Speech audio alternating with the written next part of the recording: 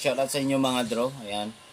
So dahil nandito kami ngayon, andito kami sa mabundok na lugar.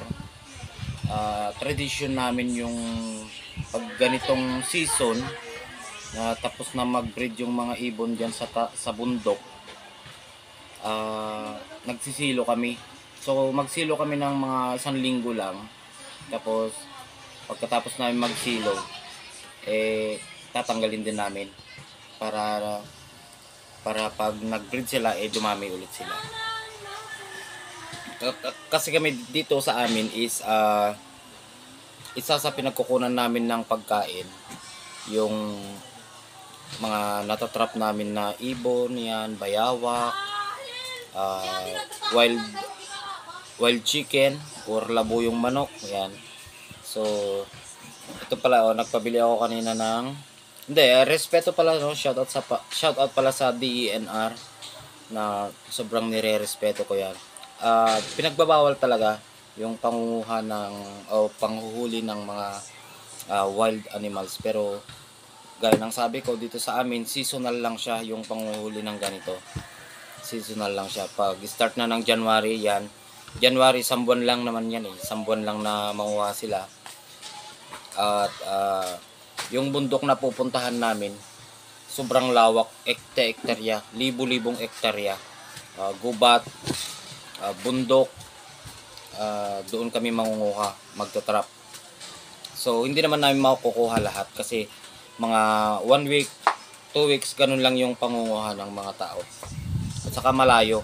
So ipapakita ko sa inyo kung paano gumawa ng silo. Ito na yung nagawa ko. Yan, nagawa ko na yan. Pwede na yan gamitin pang truck. Okay. Ipapakita ko sa inyo. Maliit lang kasi siya, so manipis. Dapat yung mas makapal sana. Ito sana, ito yung ginagamit namin pang bayawak. Mas makapal siya. Pero ito, pogo lang naman. Pogo lang naman yung huliin namin, yung mga wild na pogo. Kasi kahit dito sa bahay ng ate ko, may mga pumupunta diyan na pugo sa gilid-gilid ng kubo diyan sa likod. May pumupuntang pugo diyan. Kaso nga lang hindi ka naman pwedeng mag-trap dito kasi maraming manok yung bayaw ko. Marami siyang manok, marami siyang pato. Hindi pwedeng mag-trap dito. So pupunta kami sa bundok. Yan, papaano. Yan, lagyan mo yung ganyan, tapos ganun mo lang siya.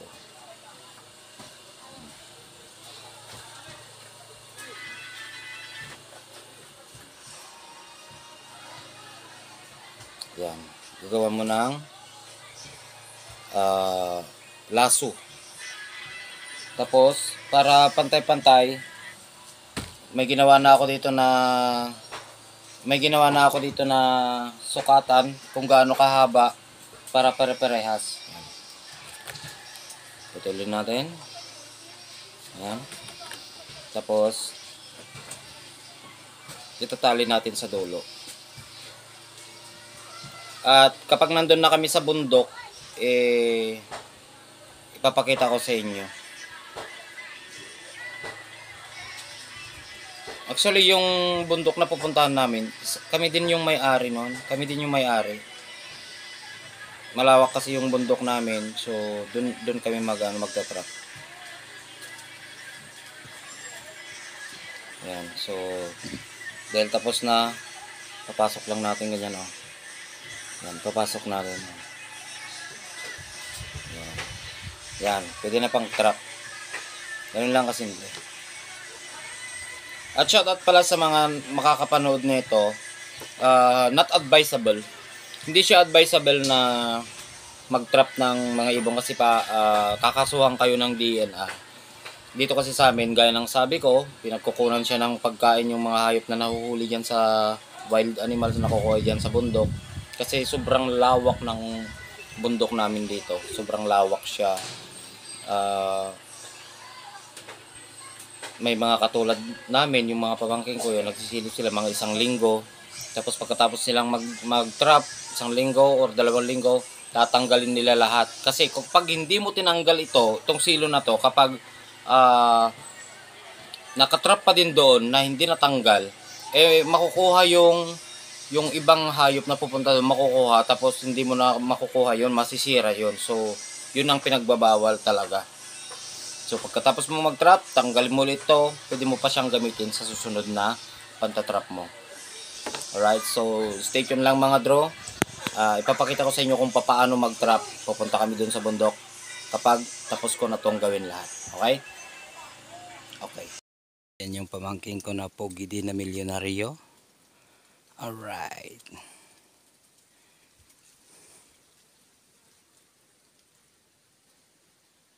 Inaayos niya yung ano, yung trap. Yan ang trap.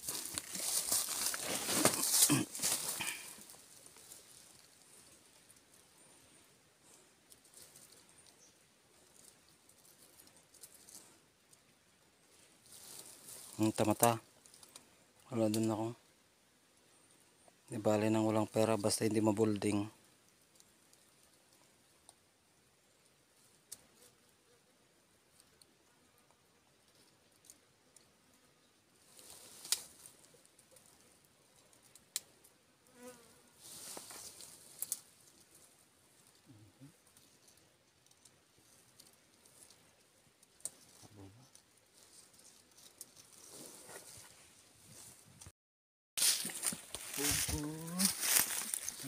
Alright, meron tayong nako isang wild pugo. Ayan, binitinan. Patingin. Alright. Pugo. Bitinam. Ayan, ang pogi kong pamangkin. Wild pugo. Mga guys, may huli tayo. Isang pugo. Alright. Siya yung ano, yung may trap niyan. Siya yung may-ari ng trap. Mga lakatasilo to pang talim. Mga Drew, dito tayo sa bandang kanan, no? Sige, tuloy natin. Magpandaw kami ng silo. Ito, walang nakuha.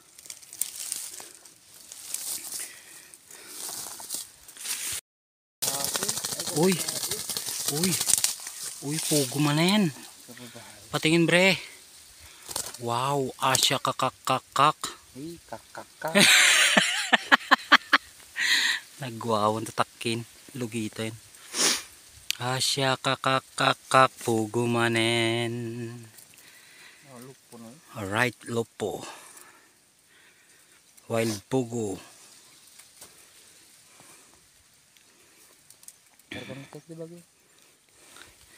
Alright. Mga draw, pangalawang araw namin na nagsisilo. Ayan, magpapandaw na kami ng mga silo namin. Ayun, may nakuhang pugo sa amin to guys, sa gubat namin to. Ayan, yun o. Siya pa mga lang, ba mo? Focus mo. Ito tayo pugo.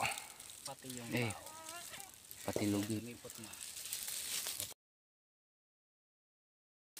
Yo, siya kakakakak. Ayan, meron na naman tayong nakuhang pugo. Alright.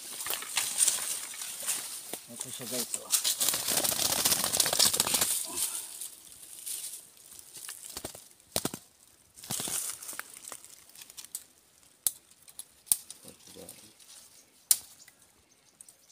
Pangpugo lang talaga yung nakukuha nila. Sa akin abuyo. Yeah. Labuyong manok. Asya kakakakak.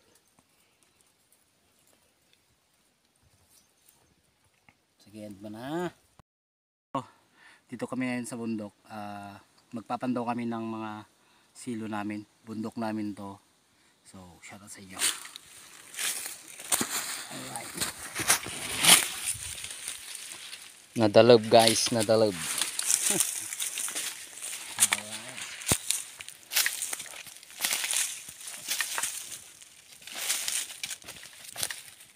Uy, abuyo.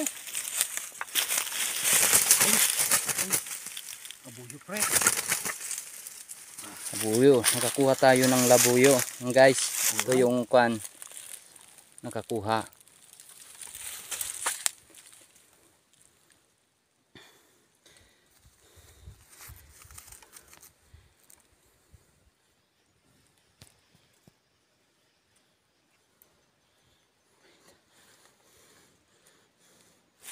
Cut.